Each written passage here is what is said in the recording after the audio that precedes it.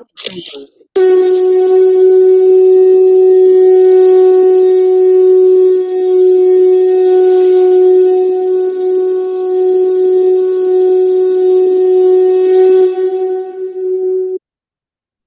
श्री गणगणपति नमः। श्री गणेश की वंदना कर, दिन के स्वामी चंद्रदेव, भोलेनाथ और सोमनाथ की आराधना कर, इष्ट देव का ध्यान धर, गुरुजनों को नमन कर अभिनंदन करते हैं आपका वरुण ऋषि द्वारा प्रस्तुत आज के दैनिक पंचांग में। यह दैनिक पंचांग हम नित्य प्रस्तुत किया करते हैं और प्रतिदिन प्रस्तुत इसे हुआ करता है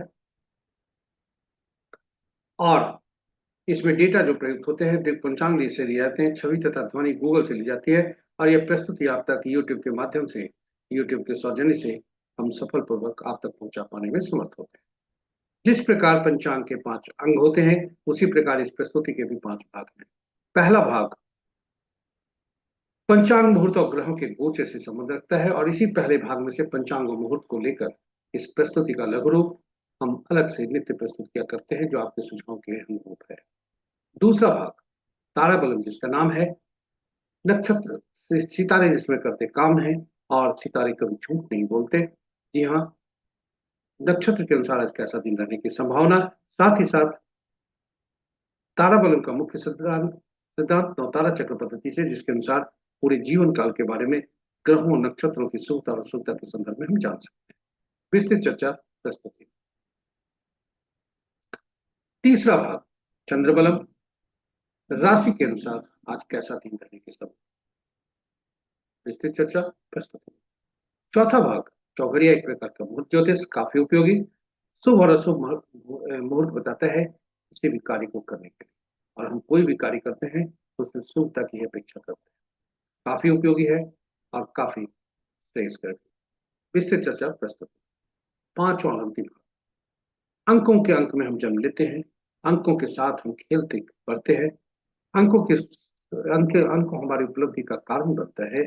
अंक हमारे जीवन में सांस की तरह निरंतर कार्य करते रहते हैं, किंतु हम ज्ञानतावश अंकों को नहीं जानकर, नहीं पहचान कर, उनके सकारात्मकता और नकारात्मकता को नहीं पहचानते हुए हम उसे उपयुक्त रूप से उपयोग नहीं कर पाते, जिससे हमारे जीवन में बाधाएं आती। तो चलिए आइए, तो अंक को जानने, पहचान, उनको सब अंकों को पहचानने, उन्हें जानने, उन्हें समझने और उसका सही उपयोग करने हेतु यह विशेष प्रस्तुति। साथ क्योंकि अंक निरंतर कार्य करते हैं, निर्वाध गति से काम करते हैं और साथ ही साथ अंक बोलते भी हैं। विस्तृत चर्चा प्रस्तुति में इस प्रकार पांचों भाग हम आपके लिए संजो कर लाए हैं, उपयोगी बनाकर लाए हैं, आपके लिए ज्ञानवर्धक बनाकर लाए हैं। कहीं जाइएगा नहीं, आपके लिए बहुत ही लाभदायी होने वाला है। अंत तक बने रहिएगा ताकि इसके हर प्रस्तुति का आप लाभ उठा सकें और साथ ही साथ अपने मित्र परिजन तथा शुभेच्छुओं के संग भी साझा करते हुए उनके जीवन में भी सुखता ला सकें। चलते हैं प्रस्तुति की तरफ और प्रस्तुति आरंभ करते हैं पंचांग से। पंचांग आम बोलचाल की भाषा में शुभ और अशुभ मुहूर्त जानने का माध्यम है, सत्य है, किंतु पंचांग की महत्ता से कहीं अधिक है। पंचांग के पांचों अंक हमारे लिए श्रेयस्कर होते हैं और पंचांग में के 5 जो अंग होते हैं, तिथि, वार, नक्षत्र, योग, करण, ये सभी हमारे लिए सुखदायी होते हैं। परंतु कब, जब हम प्रातः पंचांग को स्मरण करते हैं और स्मरण करने के क्रम में इन श्लोक का हम को स्मरण करते हैं। तिथि च श्रीकरम प्रोक्तम, वारम आयुष्वर्धनम, नक्षत्रम हरते पापम, योगम रोग निवारणम, करणम कार्य सिद्धिम च पंचांग फल भुक्तम। इसमें याद रखें, न कोई देवता, न कोई ये, सब कुछ केवल पंचांग का है।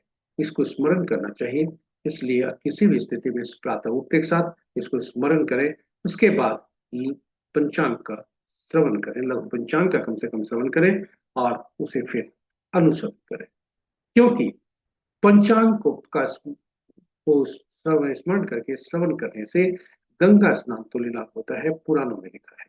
और गंगा स्नान का तुल्य जलीय का तात्पर्य जलीय तत्वों से है, जो हमारे शरीर में 70% से ज्यादा है। साथ ही साथ जलीय राशियां जन्म कुंडली में और जलीय राशि में बैठे ग्रह जलीय राशि के स्वामी, ये भी शुभ फलित होता है पुराणों के अनुसार। इसलिए आइए पंचांग को स्मरण प्रतिदिन हम श्रवण करें, स्मरण करें, फिर श्रवण करें और उसके बाद अनुसरण करें, क्योंकि व्यक्ति की निर्णय क्षमता को यह सुदृढ़ करता है, आत्मबल बढ़ाता है। पंचांग प्रकृति और ब्रह्मांड की ऊर्जा के साथ संतुलन स्थापित करने में सहायक होता है, जिसके फलस्वरूप हम सबके जीवन में शांति, समृद्धि और सकारात्मकता का संचार होता है। अतः पंचांग का अनुसरण करके हम अपने जीवन को अधिक सफल और समृद्ध बना सकते हैं। तो चलिए आइए पंचांग की महत्ता को समझते हुए हम सब पंचांग का प्रतिदिन स्मरण करें, श्रवण करें और अनुसरण करें। साथ ही साथ प्रेरित करें अपने मित्रों, परिजनों, शुभेच्छुओं के संग, ताकि उनके जीवन में भी सुखता आ सके। इसके साथ ही श्री राम का नाम लेते हुए चलते हैं प्रस्तुति के मुख्य भाग में, और जहां श्री राम है वहां भाई हनुमान है। तो दोनों को स्मरण करते हुए चलते हैं प्रस्तुति के मुख्य।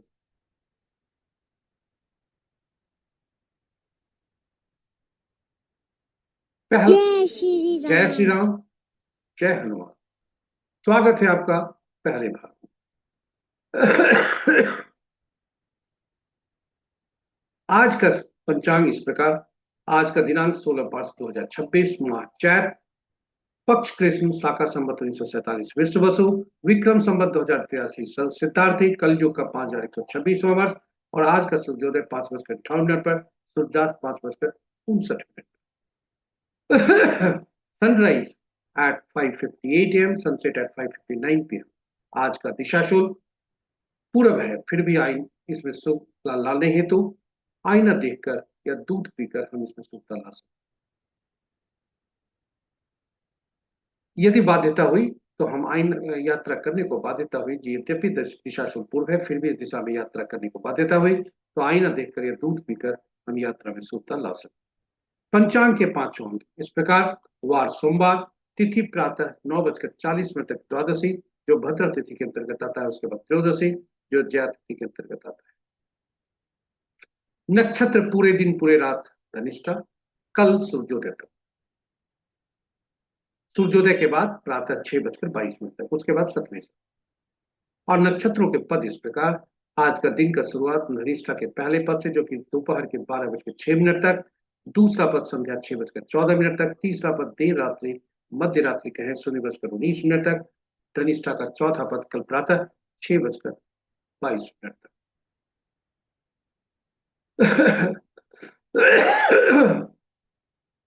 योग प्रातः 9:37 तक शिव, उसके बाद सिद्ध। करण प्रातः 9:40 तक तैतिल, तत्पश्चात रात्रि के 9:37 तक गर और फिर बनी।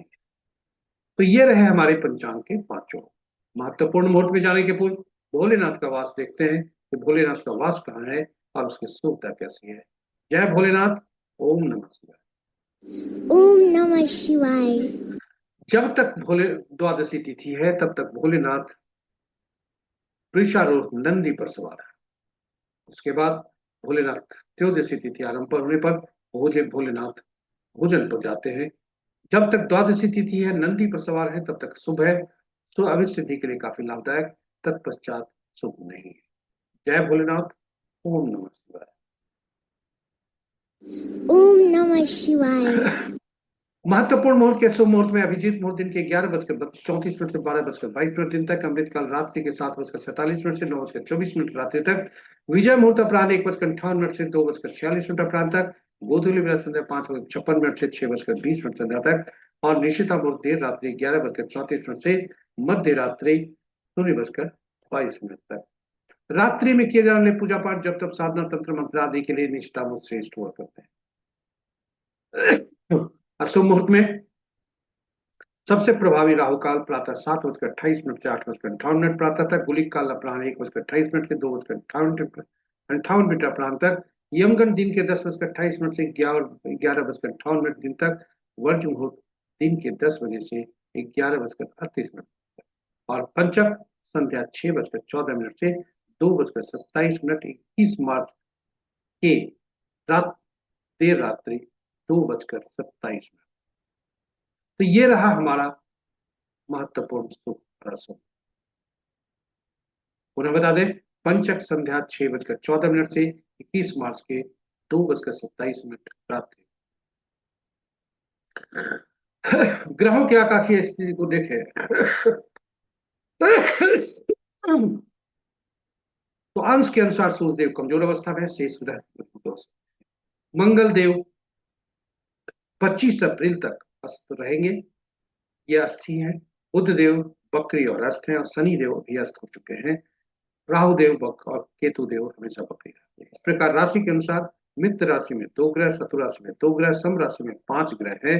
मंगल चंद्र शुक्र ये स्वतंत्र ग्रह है, क्योंकि इनकी कोई राशि में ग्रह नहीं है।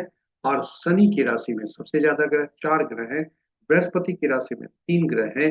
मंगल चंद्र शुक्र की राशि में कोई ग्रह नहीं, शेष ग्रहों की राशि में एक एक ग्रह है।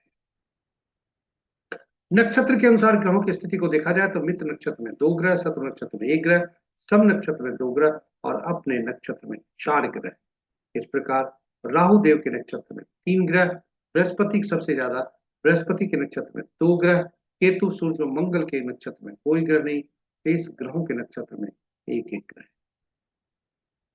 आज जिस ग्रह का राशि परिवर्तन है चंद्रदेव का, वे संध्या के 6:14 पर राशि परिवर्तन करेंगे।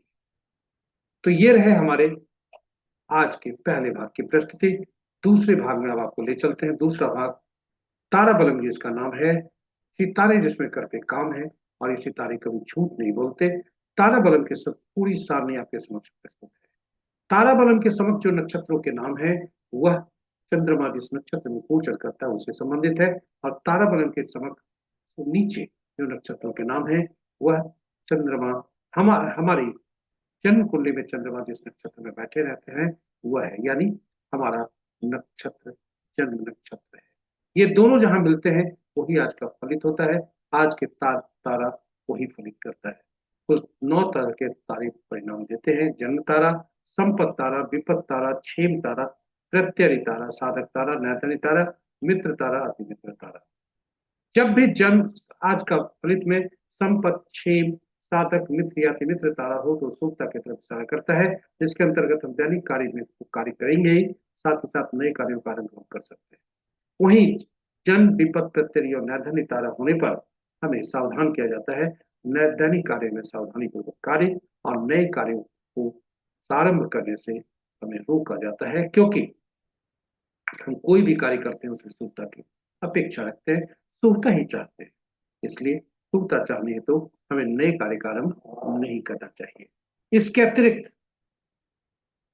किताबों में जो लिखा है उसका अनुपालन नहीं करते हुए, क्योंकि किताबों में जो भी उपाय लिखे हैं तो अशुभ तारों को शुभ तारों में परिवर्तन करने का, यह इसका जोखिम न ले। हम कोई भी कार्य करते हैं शुभता चाहते हैं और यहाँ प्रयोग न करें। इसके अतिरिक्त नवतारा चक्र पद्धति जो है वह इसका मूल सिद्धांत है, यह आधारित है नवतारा चक्र पद्धति पर। और नवतारा चक्र पद्धति का मूल सिद्धांत, ग्रहों के मन नक्षत्र होते हैं, नक्षत्र ही ग्रह के फल देते हैं, ग्रह अपने फल नहीं देते। प्रश्न उठता है 27 नक्षत्र 9 ग्रह, कौन से ग्रह किन नक्षत्रों के फल पाएंगे और कौन से नक्षत्र किन किन ग्रहों के को फल देंगे। इसके लिए 27 नक्षत्रों को 9 नक्षत्र की सूची बनाकर 3 श्रेणियों में रखा जाता है, और यह सूची इस प्रकार होती है। 27 नक्षत्रों को 9 नक्षत्रों की सूची बनाकर 3 श्रेणियों में रखा, पहला से 9 तक पहला, 10वां से 18वां तक दूसरा, और 19वां से 27वां तक तीसरी श्रेणी। और ग्रहों को महादशा के क्रम में रखा गया: केतु पहला, शुक्र दूसरा, सूर्य तीसरा, चंद्रमा चौथा, मंगल पांचवा, राहु छठा, बृहस्पति सातवां, शनि आठवां, नौवां बुध। और फलित कैसे करते हैं? केतु देव पहला ग्रह, हर उस जो सारणी अभी जस्ट तुरंत थोड़ी देर पहले बताया, पहला जो ग्रह बनता है हर सारणी में से, हर श्रेणी में से, उसका स्वामित्व केतु देव होते हैं। उदाहरण स्वरूप पहला 10वां 19वां नक्षत्र का स्वामित्व केतु देव को, दूसरा 11वां 20वां नक्षत्र का स्वामित्व शुक्र देव को, तीसरा 11वां 20वां नक्षत्र का स्वामित्व 21वां, तीसरा 12वां और 21वां नक्षत्र का स्वामित्व सूर्य देव को, चौथा 13वां 22वां नक्षत्र का स्वामित्व चंद्र देव को। और इस प्रकार घड़ी की सुई की दिशा में आगे बढ़ते हुए हम बुध देव बनते हैं 9वां 18वां 27वां नक्षत्र के स्वामी। और यह सूची इस प्रकार होती है। फलित कैसे करते हैं, बहुत ही महत्वपूर्ण है। हम अपने इसकी सारणी में से, इसी से हम सहेज कर रख सकते हैं, इस सारणी में से चिन्हित करते हैं चंद्रमा किस नक्षत्र में है, यानी हमारा जन्म नक्षत्र कौन सा है। और जो जन्म नक्षत्र हमारा होता है, जो हमारा जन्म नक्षत्र होता है, वही वहां से हम अपनी गणना आरंभ करते हैं। और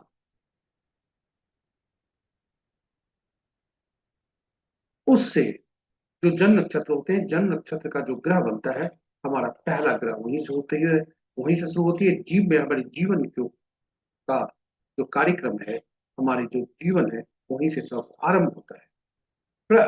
अब ये पहला ग्रह बनता है, उसके बाद घड़ी की सुई की दिशा में आगे बढ़ते हुए बुध तक जाते हैं, फिर केतु से आरंभ करके जहां पर हमारा जन्म ग्रह बनता है, ठीक उसके पहले वाले ग्रह में हम अपनी यात्रा को रोकते हैं। यहाँ ये यात्रा हमारी जन्म की जीवन की यात्रा होनी है। इनके इन्हीं नक्षत्रों के साथ हमें गुजरना है, ग्रहों के साथ। अब फल उठता है पहला ग्रह मंगल, मान लीजिए कोई भी ग्रह बने, और जो पहला ग्रह बने इसी की दशा महादशा में, यानी चंद्रमा जिस नक्षत्र में होता है, उसके जो ग्रह बने उसी की दशा महादशा में हमारा जन्म हुआ होता है, और पिछले जन्म में भी मृत्यु उसी दशा महादशा में हुई। इसे समझने के लिए हम चल के अपने जन्म कुंडली देख सकते हैं, और जन्म कुंडली में बैठे जन्म कुंडली में बिम्बसूत्र की दशा को देखते हैं, चंद्रमा जिस नक्षत्र में है उसको देखते हैं। और वो एक उदाहरण आपके समक्ष प्रस्तुत है। इस जातक का जन्म धनु राशि में हुआ है, चंद्रमा धनु राशि, धनु राशि के में पूर्वाषाढ़ा नक्षत्र में। और अगर ये था तो शुक्र देव इनके नक्षत्र स्वामी बनते हैं, और शुक्र देव का जो दशा होता है 20 वर्ष का, सबसे लंबी अवधि इनकी होती है। और यह जातक को 15 वर्ष 10 साल 8 महीने इस जन्म में भोगने हैं, शेष 4 वर्ष 1 महीना 22 दिन पिछले जन्म में भोग चुका है। इसलिए दशा बैलेंस करके लिखाता है, भोगांश लिखा रहता है, शेषांश लिखा रहता है, आदि जन्म की विधि सॉफ्टवेयर। इससे यह साबित होता है कि हमारा पिछले जन्म में हमने वो कितना भोगा और कितना बाकी। इसलिए इस जन्म से भी और पिछले जन्म में दोनों में आत्मीय संबंध होता है। और चूंकि ये ग्रह जो बनते हैं, ये ग्रह हमें पिछले जन्म की मृत्यु से लेकर इस जन्म के आरंभ तक बताते हैं, और आरंभ के पश्चात भी, इसलिए इसे पीड़ा की श्रेणी में रखा जाता है। यानी पहला ग्रह पीड़ादायक, दूसरा ग्रह, पहला ग्रह हमने देखा पीड़ादायक, और दूसरा ग्रह जो बनते हैं, दूसरा चौथा छठा आठवां नवा, ये शुभ फलदायी होते हैं।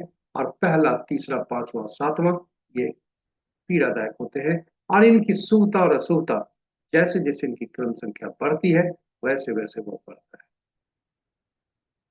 और इस प्रकार हमें पता चल जाता है अग्रिम रूप से कि कौन से ग्रह हमारे लिए शुभकारी हैं, कौन से ग्रह अशुभकारी हैं, कौन से हमारे हमारे ग्रह शुभ फल देंगे, कौन से अशुभ फल देंगे। इससे हम दशा महादशा का फल जान सकते हैं, और शुभ ग्रहों की दशा महादशा में योजनाबद्ध तरीके से शुभ कार्य का हम निष्पादन कर सकते हैं। वहीं अशुभ ग्रहों की स्थिति में मानसिक रूप से हम अपने आप को तैयार रखते हैं जो चुनौती का सामना करें। जन्म कुंडली में बैठे ग्रह शुभ ग्रह को देखकर हम शुभ कार्य कर सकते हैं, कार्य की योजना बना करके हम कार्य कर सकते हैं, जो कि हमारे लिए शुभदायी होता है। उदाहरण स्वरूप संपत्ति ग्रह यदि है तो संपत्ति ग्रह हमारे लिए शुभकारी। और जो जहां संपत्ति ग्रह बैठे हैं, दूसरा ग्रह जहां बैठे हैं, उस ग्रह से संबंधित कार्य करने से, उस ग्रह भाव और राशि से संबंधित कार्य करने से हमारे लिए फलदायी होता है। इसी प्रकार दूसरे ग्रह के बैठने में जो जन्म ग्रह है, उसमें जन्मे जातक से यदि हम बिजनेस पार्टनरशिप करते हैं तो हमारी सुखदायी होता है। उस दूसरे जो ग्रह बनते हैं, उनके नक्षत्र में जन्मे जातक से बिजनेस पार्टनरशिप करने से हमारे लाभदायी होता है। इसलिए प्रत्येक व्यक्ति का संबंध भी हम जान सकते हैं, जन्म कुंडली में बैठे ग्रहों की स्थिति की शुभता और अशुभता को पहचान सकते हैं, उनसे उम्मीद वैसी कर सकते हैं। नक्षत्र के अनुसार विभिन्न नक्षत्रों में जन्मे जातक हमारे लिए कितने फलदायी हो सकते हैं, यह भी जान सकते हैं, चाहे वो व्यक्ति घर का हो, परिवार का हो, रिश्तेदार का हो या संसार। प्रकार हम अपनी शुभता और अशुभता के बारे में जान सकते। तो ये रहे हमारे प्रस्तुति नवतारा चक्र पद्धति पर, और काफी उपयोगी है, इसलिए नवतारा चक्र पद्धति पर हमने YouTube पर अलग अलग वीडियो पोस्ट करके रखा है, जो कि आपके लिए काफी उपयोगी है, और आप उसमें देख सकते हैं YouTube पर। और उसमें भगवान राम, माँ सीता तथा पवन पुत्र हनुमान की भी कुंडली रखी है, चर्चा की है नवतारा चक्र पद्धति पर। तो चलिए चलते हैं, अब आगे बढ़ते हैं और वापस ताराबलम पर आते हैं और देखते हैं आज का गोचर क्या कहता है। चंद्रमा आज कल प्रातः में 6:22 तक, आज पूरे दिन पूरे रात ये एक तरह से हम कहें श्रविष्ठा नक्षत्र में रहेंगे, और इसलिए हम आज चर्चा इसी पर करेंगे, क्योंकि यह जो दूसरा ग्रह है उसमें कल सूर्योदय के बाद आएंगे, उसका प्रभाव कल सूर्योदय के बाद होगा, इसलिए उसकी चर्चा हम आज नहीं करेंगे। तो आज का देखें, आज अपने अपने नक्षत्रों के अनुसार देखें, जो श्रविष्ठा नक्षत्र में अपने अपने नक्षत्रों के अनुसार पहचाने कि आपका फल क्या कहता है। जहां भी अशुभता की स्थिति है सावधान रहे, शुभ जहां तारे बता रहे हैं वहां आप अपने नए कार्यों का आरंभ कर सकते हैं। और आज का दिन जो पीड़ादायक होने वाला है वह ज्यादा शनि के नक्षत्र में जन्मे जातक, पुष्य अनुराधा उत्तरा भाद्रपद नक्षत्र के जातक के लिए अशुभता की स्थिति, और इस प्रकार हम ग्रहों के बारे में जान सकते हैं। किताबों में जो लिखा है परिहार, वह उसका उपयोग न करते हुए आप सावधानी बरतें। हाँ, जानकारी रखना चाहिए, क्योंकि ये तारे बराबर बदलते हैं, और कितना उपाय हम प्रतिदिन करेंगे, तो एक दिन का उपाय तो करना है नहीं, इसलिए इसे केवल जानकारी हेतु रखें और जोखिम नहीं। इसके साथ ही हम तीसरे भाग में ले चलते हैं आपको। तीसरा भाग, राशि के अनुसार आज कैसा दिन रहने की संभावना है। आज चंद्रमा मीन मकर राशि से कुंभ राशि में जाए, और जब मकर राशि से कुंभ राशि में जाएंगे इसके दो तरह के परिणाम चंद्र बलम के। जी हाँ, जब तक मकर राशि में है तब तक मेष, कर्क, सिंह, वृश्चिक, मकर और मीन राशि के जातक के लिए शुभता के संकेत। वहीं जब राशि परिवर्तन करते हैं तो मेष, वृषभ, सिंह, कन्या, धनु और कुंभ राशि के जातक के लिए शुभता का संकेत। शेष राशि वाले सावधान। इसके साथ ही हम आपको ले आए हैं चौघरिया पर। चौघरिया एक प्रकार का मुहूर्त ज्योतिष, शुभ और अशुभ काल दर्शाता है, और यह शुभ और अशुभ काल दर्शाता है, इससे हम कोई भी कार्य कर सकते हैं। जो भी हम कार्य करते हैं प्रतिदिन उसमें शुभता की अपेक्षा करते हैं, ये इसलिए काफी उपयोगी है। चाहे वो कार्य हम दैनिक कार्य कर रहे हो, पूजा पाठ कर रहे हो, पहली बार कोई कार्य कर रहे हो, सभी में ये उपयोगी होता है। इसलिए इसकी उपयोगिता को देखते हुए हमने भी हिंदी में यूट्यूब पे अलग अलग हिंदी और अंग्रेजी में वीडियो पोस्ट करके रखा है। आप उसे देख सकते हैं, समझ सकते हैं और उसका सही उपयोग कर सकते हैं। संक्षेप में हम बता दें कि कुल 8 चौघरिया दिन के होते हैं, 8 चौघरिया रात के होते हैं, और ये आठों चौघरिया चूंकि दिन और रात के अलग अलग होते हैं, नाम चौघरिया एक ही होते हैं लेकिन उनकी उपयोगिता अलग अलग है। कार्य ये रिपीट होते हैं दिन में और रात में।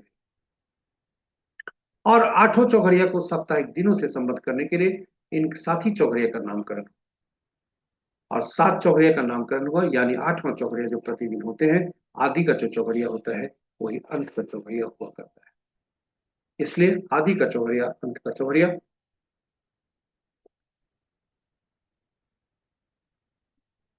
अब चौघरिया का संबंध साप्ताहिक दिनों से हो गया, परंतु हम जानते हैं कि साप्ताहिक दिनों के स्वामी अलग अलग ग्रह बनते हैं, इसलिए चौघरिया का संबंध अलग अलग ग्रहों से, और हर ग्रह के अलग अलग कार्य होते हैं, अलग अलग रूप से फलित होते हैं, अलग अलग रूप विभिन्न उद्देश्यों के लिए होते हैं, विभिन्न रूप से फलदायी होते हैं, विभिन्न कार्यों के लिए तो फल होते हैं। इसलिए सभी ग्रहों को, सभी चौघरिया को उनके संबंधित साप्ताहिक दिनों से, ग्रहों से और उनके द्वारा निमित्त कार्यों से भी हो जाता है। इस प्रकार चौघरिया की उपयोगिता बढ़ जाती है। दो तरह के चौघरिया जो होते हैं, काल चौघरिया जो शनि का चौघरिया और मंगल का चौघरिया, इन्हें शुभ, इनके चौघरिया में शुभ कार्य नहीं करना चाहिए, किंतु इनके द्वारा जो निमित्त कार्य है उसमें ये शुभता देते हैं। उदाहरण स्वरूप शनि कर्म के देवता है, इसलिए धनोपार्जन हेतु की जाने वाली गतिविधियों के लिए लाभदायक होते हैं। वही मंगल शत्रुहंता है। शत्रु को पराजय करने के उद्देश्य से जो कार्य किए जाएंगे उसमें ये शुभ होते हैं। और शत्रुहंता का तात्पर्य जो भारत आदिकाल में युद्ध क्षेत्र से हुआ करता था, आज के युग में वह युद्ध क्षेत्र नहीं है। यह युद्ध क्षेत्र कर्म क्षेत्र है। विभिन्न कर्मों में जो कार्य करते हैं, चाहे विद्यार्थी पढ़ते हो, प्रतियोगिता परीक्षा में ये बात हो, हम कार्यालय में काम करते हैं, प्रमोशन का कंपटीशन होता है, बिजनेस में बिजनेस का पार्टनरशिप, बिजनेस का कंपटीशन होता है, आदि आदि।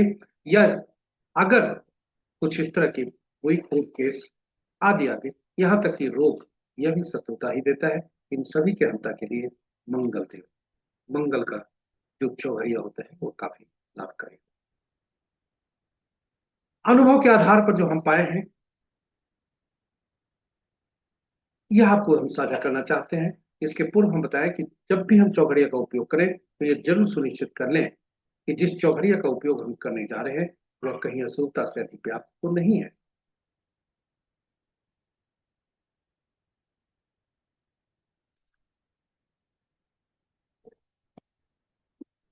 तो इसलिए अशुभता से अधिव्याप्त नहीं है, ये जरूर देखते हैं। अनुभव के आधार पर जो हमने पाया है कि दिन सूर्य देव का, दिन में सूर्य देव का प्रभुत्व होता है और सूर्य देव से शनि देव नाराज रहते हैं, इसलिए प्रतिदिन शनि का चौघड़िया काल चौघड़िया से अधिव्याप्त होता है। दिन में कुल तीन तरह के चौघड़िया अशुभता होती है। दिन तीन तरह की अशुभताएं होती है, रोग चौघ सॉरी राहु काल, काल बेला और वार बेला से। वही रात्रि काल रात्रि। तो दिन का चौघड़िया चूंकि सूर्य देव का प्रभाव के कारण शनि देव का चौघड़िया काल चौघड़िया प्रतिदिन काल बेला से ग्रसित होता है। रात्रि में चंद्रमा का प्रभुत्व और चंद्रमा से बुध देव नाराज, इसलिए बुध का चौघड़िया प्रतिदिन प्रति रात काल रात्रि से ग्रसित, दिन नहीं प्रति रात। और इसलिए ये दोनों चौघड़िया अशुभता से व्याप्त हो। किंतु जो इनके निमित्त कार्य हैं, जो उनके ग्रहों से संबंध कार्य है, उसके लिए उपयोगी हो।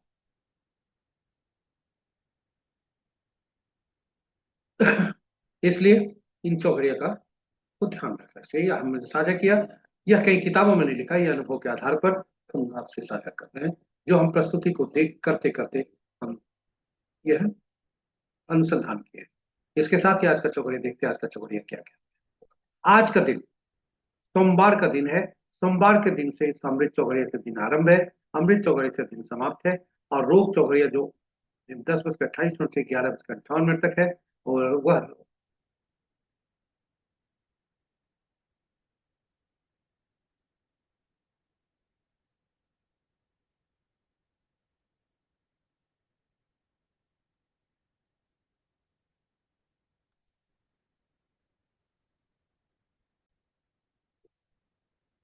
आज का दिन सोमवार और अमृत चौघड़िया से दिन आरंभ। दिन में काल चौघड़िया जो प्रातः 7:28 से 8:58 तक है, वह राहु काल से ग्रसित है। राहु काल और काल बेला दोनों से। और लाभ चौघड़िया जो 2:58 से 4:28 रात्रि तक से अपराह्न तक है, वह वार बेला से ग्रसित है। वहीं रात्रि का चौघड़िया जो लाभ चौघड़िया 10:28 रात्रि से 11:58 रात्रि तक है, वह काल रात्रि से ग्रसित है। इस प्रकार आज की चौघड़िया की अशुभता की स्थिति आपके समक्ष हमने रखा। अब हम चलते हैं अंकों की दुनिया में।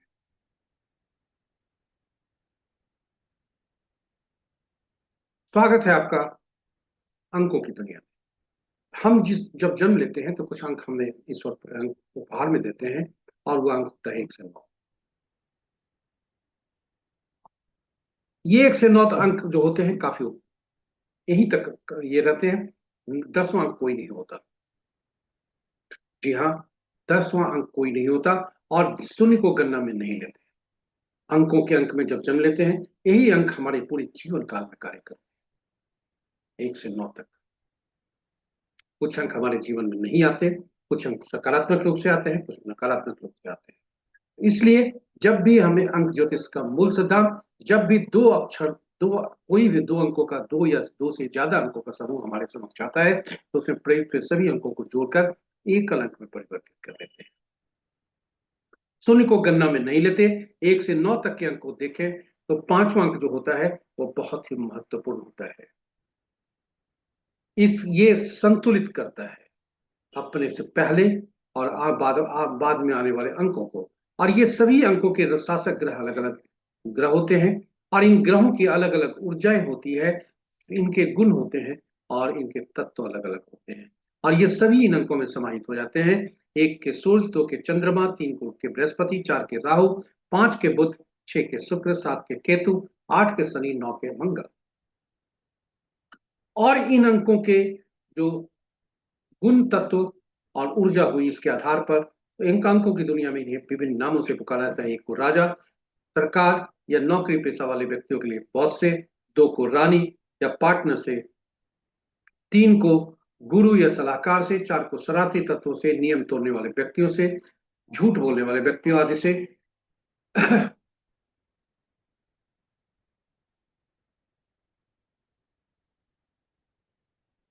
पांच राजकुमार से, छह को मंत्री से,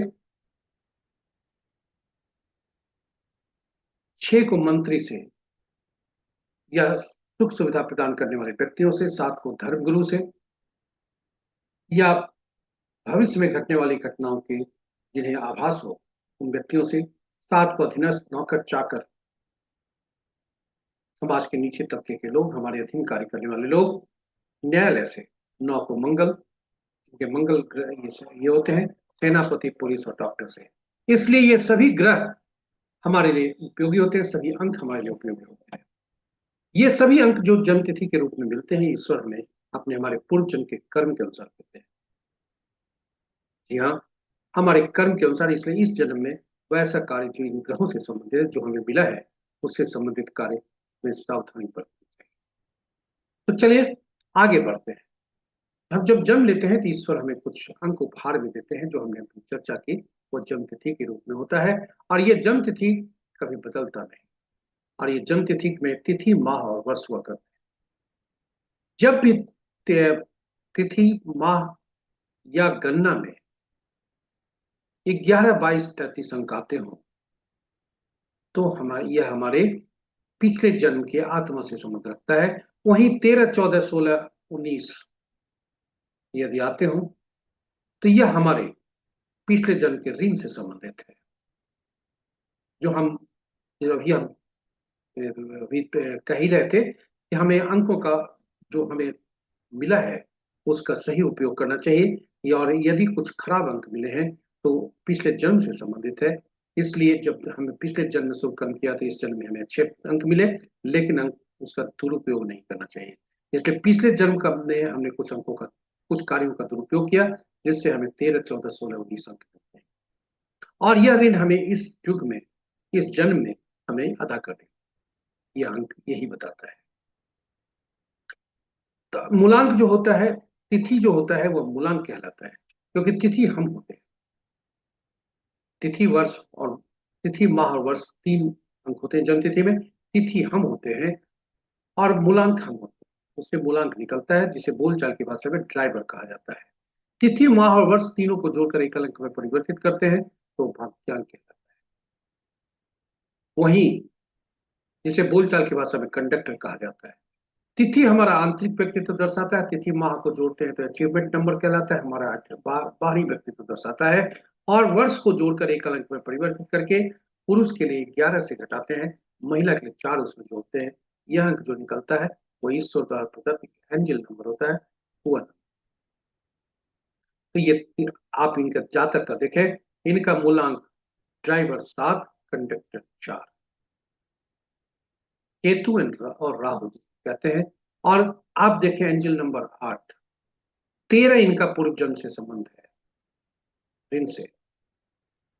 इस प्रकार अब हमें हमारे शरीर में ये जो जन्म तिथि में जो हमारे शरीर में तत्व होते हैं, ये सभी अंकों पर आधारित होते हैं। ड्राइवर और कंडक्टर, क्योंकि ड्राइवर हम हैं, कंडक्टर मेरा भविष्य है, ये दोनों अंक यदि ड्राइवर और कंडक्टर आपस में तालमेल नहीं हो तो बस का चलना मुश्किल होता है हमारे व्यवहारिक जीवन में। उसी तरह से हमारे जो जीवन काल में यदि ड्राइवर और कंडक्टर का अंक आपस में शत्रुवत हो, तो हमारे लिए जीवन काल चलना मुश्किल होता है। और पूरा अंक ज्योतिष इसी ड्राइवर और कंडक्टर को। हमें कोई भी ड्राइवर और कंडक्टर का शत्रु अंक नहीं लाना है। कोई भी ड्राइवर और कंडक्टर का शत्रु अंक नहीं लाना है, और शत्रु अंक को पहचानना जरूर। साथ ही साथ अब ड्राइवर और कंडक्टर आपस में शत्रुवत हो गए, तो ऐसे अंक को लाना है जो दोनों का मित्र हो, ताकि दोनों में सामंजस्य रख सके। पहला तो ड्राइवर और कंडक्टर आपस में शत्रुवत यदि है तो हमें वो व्यवस्था करनी है।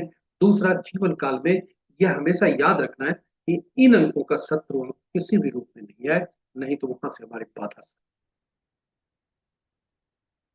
अब अंक कौन सा लाएं इन दोनों को बैलेंस करने के लिए? तो अंक वही ला सकते हैं जो 3 बार या 3 से ज्यादा बार प्रयोग, यानी मैक्सिमम एक बार प्रयोग में, क्योंकि 2 बार जो प्रयुक्त हो गए, तीसरा बार जब आएंगे तो वहां से असुविधा करेंगे, अशुभता देंगे। इसलिए तीसरा 2 बार जो अंक प्रयोग हुए हुए, जो 1 बार प्रयोग हुए हैं वे, और 1 बार जो प्रयोग हुए हुए, 2 बार नहीं, क्योंकि 2 बार वाला अंक को हम निकाल देंगे। 1 बार जो प्रयोग हुए वो, और कोई अंक मिसिंग है वह उपयोग में लाते हैं, बशर्ते कि वह ड्राइवर और कंडक्टर का शत्रु नहीं। तो चलिए आइए हम पहले देखते हैं इनके मिसिंग अंक क्या है। आप आइए, आप भी निकाल सकते हैं अपना। यह आपके ब्लू ग्रिड का के आधार पर है। हर अंक के बॉक्स भरे हुए हैं जब भी, और हर अंक का जो समूह है, जैसे 4 3 8 का समूह अगर वर्टिकली देखा जाए तो वह थॉट प्लेन को दिखाता है, 9 5 1 विल पावर प्लेन को, एक्शन प्लेन को 2 7 8, इसी तरह इंटेलिजेंट को 4 9 2 दर्शाता है। अब ये जो, अगर यदि 2 बॉक्स भरे हुए हैं तो 66% परिणाम, 1 बॉक्स भरे हुए हैं तो 33%, और ये तीनों भरे हुए हैं तो 7%, कोई नहीं भरा हुआ है तो 0%। उस क्षेत्र में इस जातक का देखें तो 5 और 2 अंक में 9 7 6 ये 1 बार प्रयोग हुए हैं, और 4 3 8 1 दो बार प्रयोग, इसलिए इन्हें 4 3 8 1 से दूर रखना है। 9 7 6 को उपयोग में लाना है, साथ ही साथ 5 और 2, बशर्ते कि ये शत्रु नहीं। अब आइए सबसे पहले देखते हैं ये सोर्स कहां से लाएंगे। अंक तो लाना है, यदि शत्रुवत है सब मूलांक और भाग्यांक, तो उस अंक को लाने के लिए स्रोत क्या होगा? स्रोत ऐसा ही होना चाहिए जो जिसकी आयु लंबी हो, जो कभी बदला नहीं जा सके, और वह स्रोत बनता है मात्र एक नाम। इसलिए अंक ज्योतिष नाम का सहारा ज्यादा लेते हैं, नाम में ही परिवर्तन करते हैं, क्योंकि नाम, ये जन्म तिथि हमने ईश्वर से पाया है जन्म के रूप के समय, और जन्म के बाद आने पर, धरती पर आने के बाद धरती के ईश्वर माता पिता हमें नाम देते हैं, और वो नामांक काफी महत्वपूर्ण होता है, काफी ऊर्जा देता है। आप कहेंगे नाम में अंक कहाँ? जी हाँ, नाम का अक्षर जो होता है उसके अंकीय मूल्य होते हैं, और इसलिए नाम का जो पूरे अक्षर होते हैं उनको अक्षरों को अंकीय मूल्य में परिवर्तित करके जोड़ करते हैं, और वह नामांक कहलाता है। आपको अभी हम कह रहे थे कि नाम बहुत महत्वपूर्ण होता है, काफी ऊर्जा देता है, और नाम का जो पहला भाग है अ- अति ऊर्जावान, और नाम का जो पहला अक्षर है वो अति अति ऊर्जावान। क्योंकि जब भी हम समूह में रहते हैं, नाम का पहला अक्षर जैसे पुकारा जाता है, चेतना जागती है, उसके बाद नाम का पहला शब्द पुकारने के क्रम में ही, अंतिम तक इंतजार नहीं करते, हम रिस्पॉन्स करते हैं। ये नाम का, तो नामांक के बारे में आपने जाना। आइए देखते हैं, ये जो आज का नाम है, ये रणविजय सिंह का है, ये फिल्म एक्टर है। इनका नाम का पहला अक्षर 2 और नामांक 4। अभी हमने देखा था कि इनका ड्राइवर 7, कंडक्टर 4, और नाम भी 4 पर है। नाम का पहला अक्षर भी 2 है। अब आइए देखते हैं सप्तम। यहाँ को यह भी बता दें, वॉवेल और कॉन्सोनेंट को दोनों को तालमेल किया जाता है। वॉवेल का एक अलग में परिवर्तित करने के बाद यदि वह ज्यादा होता है, कॉन्सोनेंट कम होता है, अति उत्तम। अब ये देखते हैं शत्रु अक्षर कौन कौन है। 1 के 8, 2 के 4 6 8 9, 3 के 6, 4 के 8 9 4 2 5 के कोई नहीं, 6 के 3 9, 7 के 7 9 3, 8 के 1 2 9 4 8, 9 के 6 4 2 8। अब देखें 4 के शत्रु 2 है, अनुपलब्ध अंक 2 है, इसका प्रयोग नहीं कर सकते। और 4 के शत्रु इनके 2 है, नाम का इनका पहला अक्षर 2 हो रहा है, यह खुद ही शत्रु है। दूसरा, आपको यह बता दें कि ये जन्म तिथि जो हमने ली है गूगल से ली थी, और ये उदय से शैक्षणिक है। तो पहले तो रणविजय सिंह को हार्दिक बधाई जन्म तिथि की। और ये दिन का देखें कि यदि हम इनका नाम का पहला अक्षर शत्रुवत है 2 से, और आप इनका देखें कि 4 का जो शत्रु है 8 9 4 2 है, और 7 का शत्रु 7 9 3 है, यानी 9 दोनों के शत्रु हो गए, ये कॉमन शत्रु है। साथ ही साथ इनका नाम 4 पे जाता है, नामांक जो है वो 4 दे रहा है। और आपको आश्चर्य होगा कि कुछ अंक ऐसा होते हैं, ऐसे होते हैं जो अपने के ही शत्रु होते हैं, और ये अंक हैं 8 4 7 8 और 9। तो भाग्यांक 4, नामांक 4, ये अपने के ही शत्रु हो गए।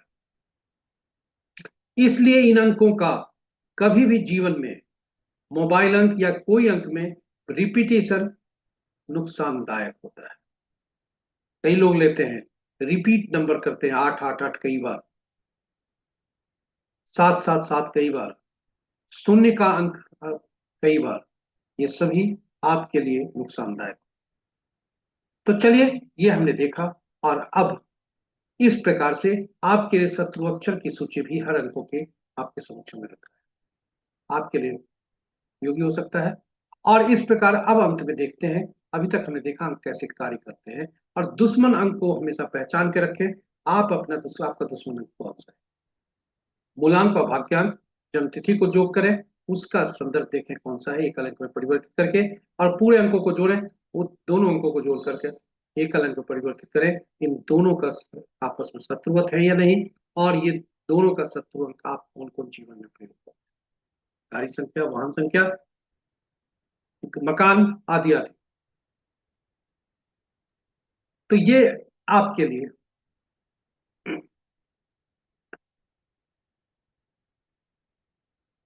और अब हम आपको ले चलते हैं पर्सनल ईयर कैसे देखें। पर्सनल ईयर जानने के लिए हम पर्सनल ईयर से जानते हैं कि यह वर्ष हमारा कैसा बीतेगा, और पर्सनल ईयर के लिए जो ओरिजिनल बर्थ डेट है उसमें से वो ईयर को निकाल देते हैं, और वर्तमान ईयर को, वर्ष को रख देते हैं, और वो जो अंक निकलता है, यदि हमारा मूलांक और भाग्यांक का मित्रवत है तो अति उत्तम। यहाँ देखें रनिंग एज इनका 7 है, और जो करंट ईयर दे रहा है वो 2 है, 2 4 का शत्रु है, और रनिंग एज 7 7 7 का खुद शत्रु है। इसलिए इनका जो वर्तमान वर्ष होगा वह 60-40 का होगा, 60% उत्तम, 40% कुछ न कुछ बात आती है। हम ये जो जन्म तिथि लिया है, यह हमने शैक्षणिक उद्देश्य से लिया है, और परिणाम जो होता है, हर अंक को आप अलग अलग कितना अंक यूज कर रहे हैं, जैसे मोबाइल अंक का भी होगा, आदि आदि बहुत सारे अंक आपके अंक में होंगे, उन सभी के अनुसार होता है। इसलिए यही यहाँ परिणाम देना उचित है।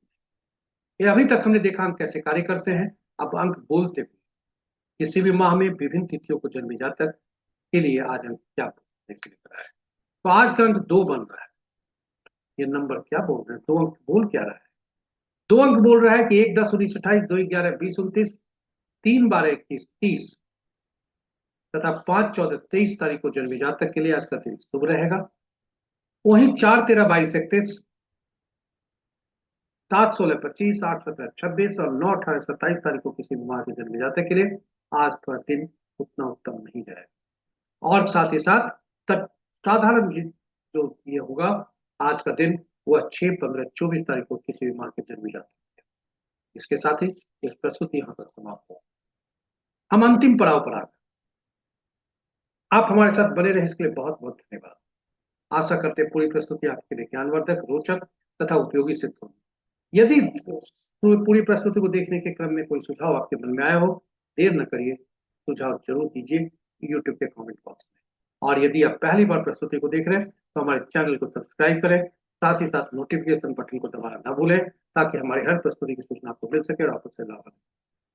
अंत में इसके पूर्व की हम आपसे विदा लें, प्रार्थना करते हैं आज के देवता चंद्रदेव, सोमदेव और देवाधिदेव भोलेनाथ से कि उनकी असीम से पापा बनी रहे और आपका दिन शुभ हो।